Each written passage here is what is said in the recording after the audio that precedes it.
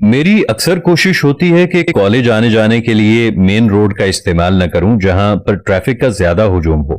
دراصل میرا schools road کو اور کم ٹریفک والے روڈ کو استعمال کرنے کا مقصد یہ ہوتا ہے کہ بعض بچے گرمی میں پیدل سکول آ جا رہے ہوتے ہیں، تب میں انہیں اپنی گاڑی میں لفٹ دے دیتا ہوں، یا کوئی بزرگ پیدل ہوتا ہے تو اسے اپنی گاڑی میں بٹھا کر اسے اپنی منزل تک چھوڑ دیتا ہوں۔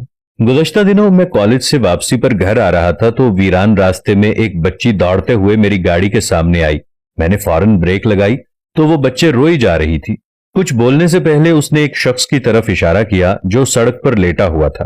میں اس شخص کو دیکھ کر فوراً گاڑی سے اترا اور اس شخص کی جانب تیزی سے بڑھا۔ میں جیسے ہی اس کے قریب گیا تو وہ بے ہوش تھا۔ میں نے اس بچی سے پوچھا کہ یہ کون ہے اور کیا ہوا ہے، تو اس نے مجھے رو کر بتایا کہ یہ میرے بابا ہیں۔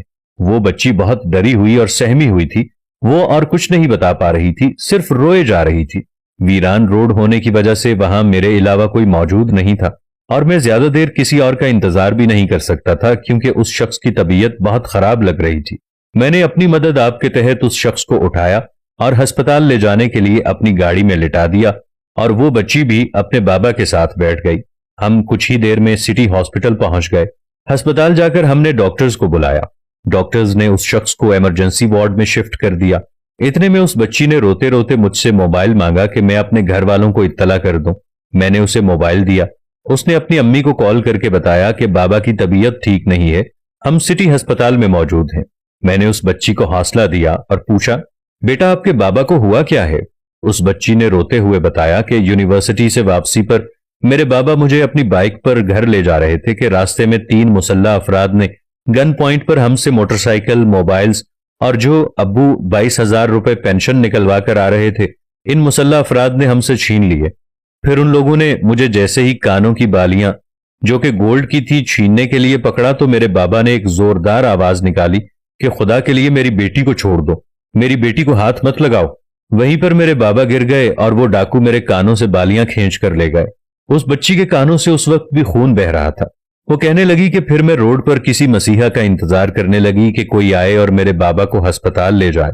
آپ کے آنے سے پہلے 4-5 موٹر سائیکل اور ایک گاڑی والا بھی گزرا۔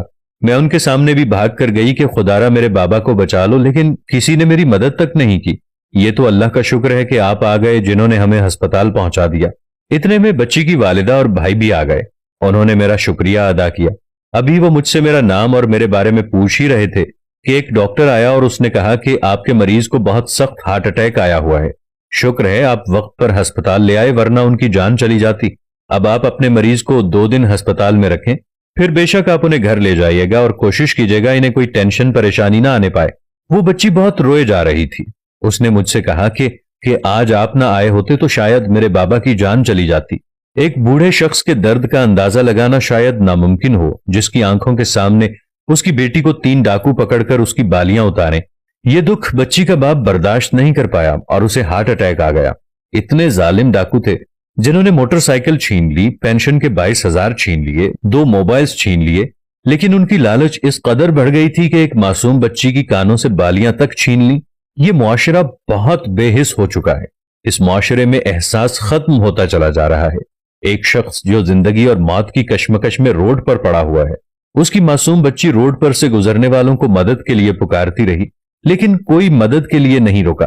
سب لوگ آنکھیں بند کر کے احساس سے عاری ہو کر چلتے بنے، اور یہاں تک کہ کسی نے پولیس وغیرہ کو بھی اطلاع نہیں دی کہ ایک شخص روڈ پر کیوں پڑا ہے اور ایک لڑکی کیوں دھاڑے مار مار کر روئے جا رہی ہے۔